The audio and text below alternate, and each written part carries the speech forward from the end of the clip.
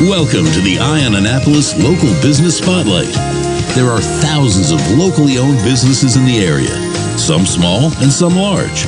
Some you may know and others you don't. But one thing they all have in common is a great story, and we want to share it with you. Join us every Saturday as we talk to the founders, the owners, and the managers of local businesses you have come to know and love, and those you will come to know and love. Now here's your host, John Frenay, with this week's Local Business Spotlight. We're here with Dr. Josh Funk, who is the founder of Rehab to Perform, and we're right here in your brand new Annapolis office. How are you? I'm doing great. Thanks for having me today. Well, first of all, congratulations and welcome to Annapolis. Thank you. Enjoying it. Long time coming? Yes. Longer than to be honest, we signed on this office 2 weeks before the pandemic hit last year. We were supposed to be in it at the end of the summer last year, and we finally opened this year on July 12th. Obviously, very fortunate to have landlords here that were willing to work with us and to put us in a position to be successful. Right. Well, we're at 1750 Forest Drive, and this is the old MAFE building for those folks that have been here forever, but it is directly across the street from like the Safeway, kind of near the intersection of Chinkapin Round Road and Forest Drive. Big, beautiful gray building, and you've got a great facility in the back. But we wanted to talk about Rehab to Perform, and the website for people that want to check it out is rehab2perform.com. And you can put in a /Annapolis-MD after it, or you can just look for locations because there are multiple locations. Yes.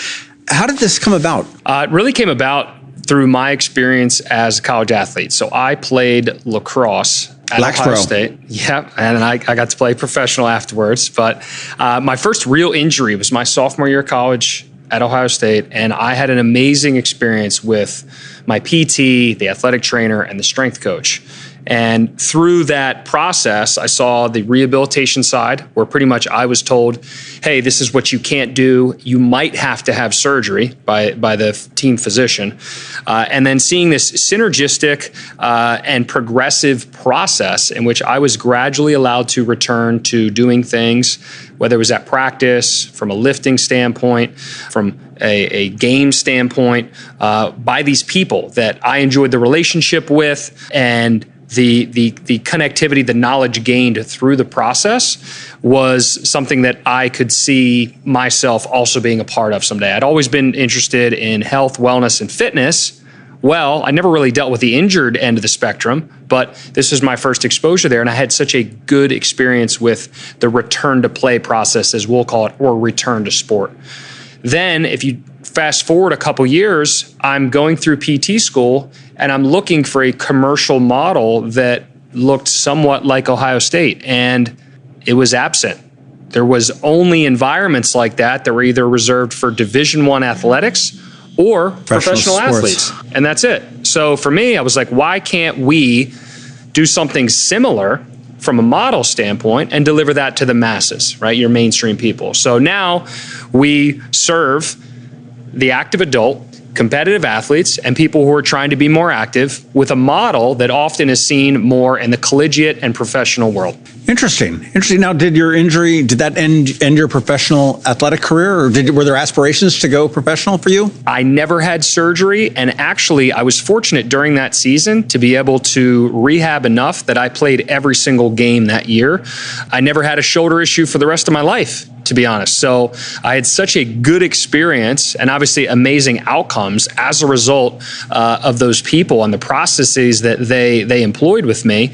I was able to go reach the professional level. I played 2 years professionally as I was going throughout the early parts, at least, of grad school, and then eventually grad school got to be too much with clinicals and stuff. But who did you play with? I played with the Minnesota Swarm in the NLL. So did that for 2 years. It was a great experience. One of those things, just awesome to say that you did it. Obviously, it's not like one of the major professional sports that people often think of, but to be able to play your sport at the highest possible level is still pretty special. It really is. No matter what sport you're into, that's for sure. For sure. Well, Rehab to Perform has 5 locations now. 5 locations, yeah, soon to be 6. Soon to be 6. Okay, well, where are the locations? We started in Frederick, so that was December of 2014. I grew up in Germantown. I went to Poolsville. I was coaching a lot from a lacrosse standpoint. My first business actually was in youth lacrosse. with camps, clinics, club teams. That was predominantly Frederick County and northern Montgomery County. And I had a pretty good, community presence, pretty good connectivity while I was there. So it seemed only fitting to, when I was finally ready to cut the cord and to open up Rehab to Perform, to open in Frederick. We then went to Germantown in 2017, so we're almost there for about 4 years at this point. Then Mount Airy, then Bethesda, then Annapolis, and we'll be opening up our Columbia office at the end of October or the beginning of November. That's quite a growth spurt in 7 years. We have great people, and when you combine great people, an exceptional culture, and the processes needed to support them, I feel very, very comfortable moving forward, even during a time right now where things are a little bit gray. We'll talk about your great people. What is the experience like coming into Rehab to Perform now? I mean, I've got a tour of the space, and it's beautiful, new. The paint still smells fresh, which it's a brand new building. But you guys it's a lot different. I mean, I had I had some knee issues several years ago, and it's not like it doesn't look. Yes. Like a PT place. I mean, there's no, Scandinavian heavyset women looking to make me scream out in pain running around.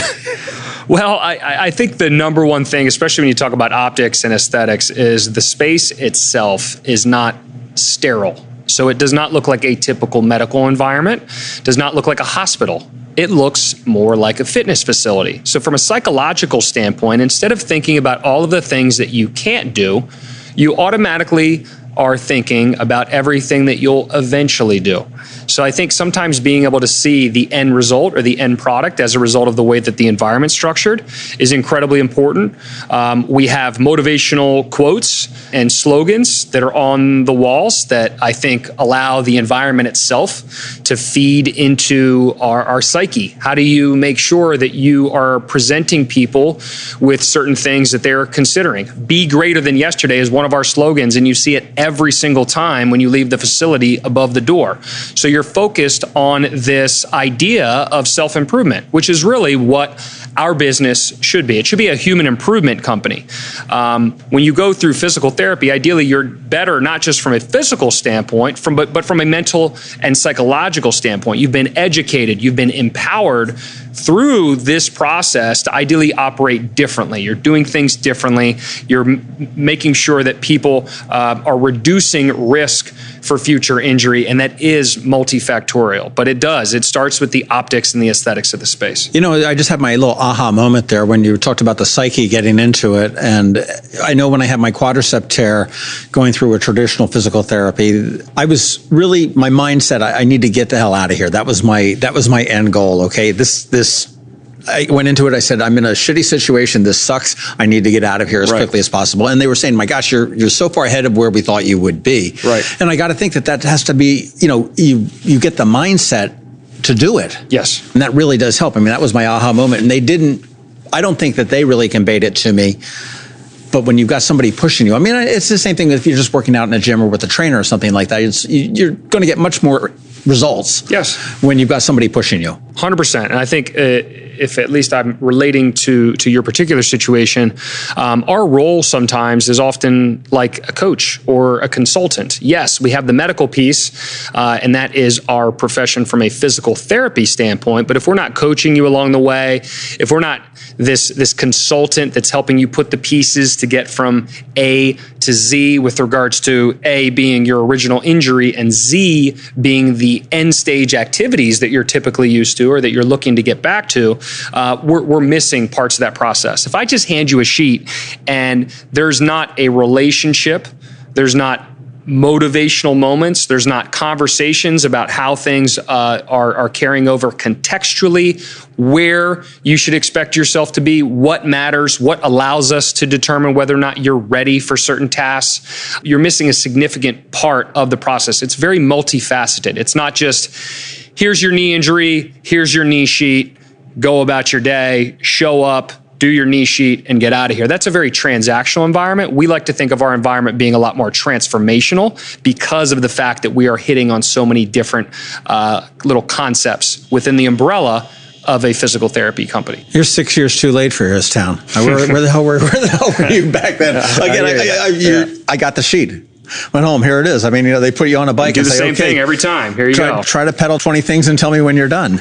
Which was absolutely hard. Do you find that the way that you do your physical therapy heals people faster, gets them faster? I think what it does is it ideally allows people to have the process be individualized and personalized to them. So individualization and personalization allows people to automatically engage more. They are going to be working harder, both in the clinic and outside of the clinic, because they see this service being best fit and tailor-made to them. When you are in an environment where things are seemingly one size fits all, it's probably harder for you to see that direct carryover, see those movements and activities directly relate to what it is that you're going through. A, they're either too hard, or B, they're not challenging enough. So it's a lot like a curriculum where we're trying to take people through the curriculum that is best fit for them. Your starting point is different than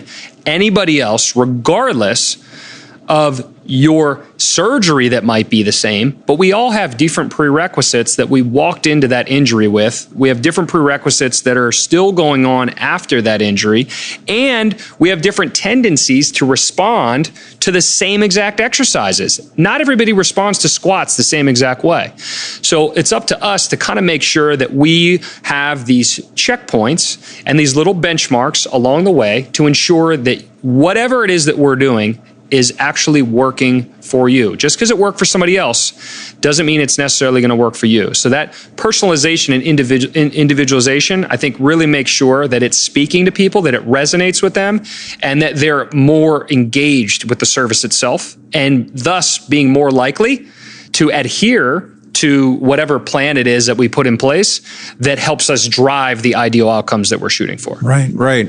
How is your offices set up? And are the offices, what are they called? Office facility. You can call it a practice if you want, if you get into the business side of things. So, when you walk in, you have your front desk reception area, very similar to a lot of people. The first place you're typically engaging with is an area that looks a lot more like athletic training tables. You have whiteboards in between those tables. You have the whiteboard specifically because we like to write notes. We like to write your program there. We like to maybe write up things that we're modifying, little websites, or maybe things that you could read on your own to kind of educate yourself. And you take a picture of it, because guess what? Nobody loses their phone, but they lose papers, right? So we found that just to be a much more effective way at really just having people stick to whatever it is that we gave them. So after you get to a point where you're done doing whatever it is on your table, you could head out to the turf. We usually have at least I should say we always have at least 20 yards length of turf that are anywhere between 12 to 15 feet wide. That could be for anything with running. You could potentially be doing warm-up related activities, hopping, jumping, cutting, changing direction, sled. So this is real turf, right? I mean, this is not just a piece of AstroTurf glued to the concrete floor. It is actual turf. So I would say that it still does fall under a category of AstroTurf. It is there to present a surface that allows people to do certain things that is obviously not on a concrete or something a little bit harder. So it's a good introductory surface for a lot of people. And it's a place that, you get some of your people that maybe haven't been on a grass field or turf for a while, and they get out there and it automatically, they got the spring, get a little smile, right? They're bouncing around. They're like, cool, I'm on turf. This is awesome. And then you have the other area of the facility where you have kettlebells, TRX, your standard dumbbells. You have a Rogue rig, plyo boxes, rear foot elevated stand, anything and everything that you can think of with regards to what a lot of people would term as functional fitness equipment. So a lot of different ways to challenge ourselves from a body weight standpoint, but enough implements to also challenge yourself to kind of take things to the next level. How do you staff each of your places? I mean, we have mostly physical therapists at our offices. We'll have anywhere usually between 4 to 5 at a fully staffed PT place. And then we'll also have our student internship running. Our student internship spans from high school to college all the way to DPT students. DPT students are on clinical rotations. What's DPT? Doctor of Physical Therapy. So the profession now has transitioned entirely to a clinical doctorate education. It's important, especially in a state like Maryland, because a majority of people come to us with no referral. You don't need a referral for majority of the insurances. We are an unrestricted direct access state. So unrestricted direct access allows you to kind of circumvent these gatekeepers that we used to have. You used to need a referral to go to PT for everything. But if your shoulder hurts, you didn't fall on it, you didn't get in a car wreck, and you have a lot of functionality, but it just hurts. Right. Do you really need to go get imaging? Do you really need somebody else to say, hey, go to a PT? Therapy. You just wasted time and money. So why waste a copay and blocking an hour out of your day to potentially go to somebody that's just going to end up pushing you over here anyway? Hey, rehab to perform. My shoulder hurts. I want to get on the schedule. All right, let me verify your benefits. Cool. Your insurance is one of many out there that does not require a referral. We verified your benefits. Here's your co-insurance. Here's your copay. Here's your deductible, whatever. We tell you exactly what you need. Bring 30 bucks in and you're good to go. Done. You're good to go. So ideally making that process have a lot less friction, because a lot of people will feel burdened by more time blocked off, more medical visits, and more payment. So you did answer, you do accept insurance, so that's... We do. Yep, we do. We accept, and especially for an area like Annapolis, we are in network with TRICARE, and we're actually a Veterans Affairs Community Care Network provider, so people who typically need to just go to the VA, they can actually ask for a referral from a VA physician to go outside of the VA and come see us, which is pretty cool. We're one of only a few places that have that privilege at this point. What are your customers? I mean, are they injuries? Are they sports injuries? Are they traumatic injuries? Are they just, as you said, I woke up and my neck is sore? I'll break it into 3 buckets for you. One is some kind of potentially overuse. So something's kind of been gradually building up. It doesn't even have to necessarily be overuse. It can just be something that gradually has been bothering me more. It's kind of that slow creep. I have post-operative situations where somebody needed a surgery, and then I have a trauma. Sometimes where I roll my ankle, I fall in an outstretched arm, I bend down to potentially pick something up, and it's a little bit more of a faster presentation with regards to pain and limitation. So those 3 separate buckets, if I simplify it into things that people are maybe a little bit more familiar with, low back pain, rotator cuff, shoulder impingement, hip labrum. You could have anything from a meniscus, ACL, Achilles injuries, plantar fasciitis, neck pain, whiplash injuries. Something that we do that's also unique is we have concussion rehabilitation. So when people have a concussion that sometimes happens as a result of either a fall, a sporting event, or a car accident, we can treat both the concussion and the neck pain kind of all in one. Interesting. Who is your average customer? I mean, is it young, old, athletic? Yeah, fat old guys like me, or we break them into 3 buckets. We have our competitive athlete. You can think about youth, high school, college. I had a guy from the Dallas Mavericks in today, so we do have professional athletes that sometimes come in. You have your active adult, your person that's regularly running. Maybe they're going to one of the variety of different fitness or boot camp oriented group classes. You have your triathlete, obviously the adult social sports scene that seems to be pretty big here as well. Pickleball seems to be a big sport here in Annapolis. And then you have people that are trying to be active, right? You have people that have had setbacks. Hey, every January 1st comes around, I'm trying to be active and I keep hurting my knee. I keep hurting my back. So hopefully we can help those people peel back the layers, because ideally we want people to go from trying to be active to that active bucket, right? We want people to ideally go through this process where eventually they're in that active adult bucket for the rest of their life after spending time with us. Interesting. Well, I was on your website. Again, that's Rehab, the number 2 perform.com. And I saw that you have a R2P Academy. Yes. What's that all about? We teach our peers. So we have a variety of different offerings. Some are in person, some are over stuff like Zoom. We have your asynchronous or synchronous. I'm not sure how people are familiar with that, but probably with all the online learning, they're pretty familiar with it. So things that are either in real time or recorded, in which we're providing education surrounding expertise in the fields of sports and orthopedic physical therapy. So we started that up in the pandemic last year.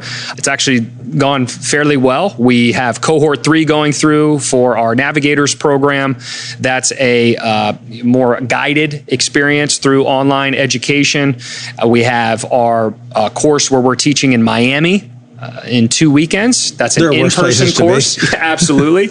And then we are putting the finishing touches on that asynchronous course in which people can purchase it and kind of go through on a self-paced level. Okay, so this is other people that are in the industry, per se. I mean, this could be like a trainer at a college or a high school athletic department that wants to know. Yep, athletic trainer, physical therapist, chiropractor. We've had strength and conditioning professionals, but this is us presenting thought leadership that we have created, our intellectual property that we've created in terms of how we do things at Rehab to Perform. Right.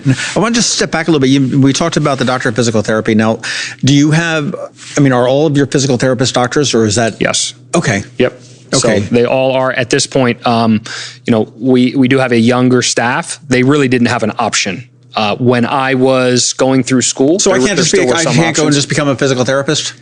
You have to go through and get your clinical doctorate at this point. So it's either 2.5 or 3 years after undergraduate. And they did that because unrestricted direct access. So if you come to me and I'm not familiar with pharmacology and able to do differential diagnosis, I don't know how to understand how medications are affecting certain people.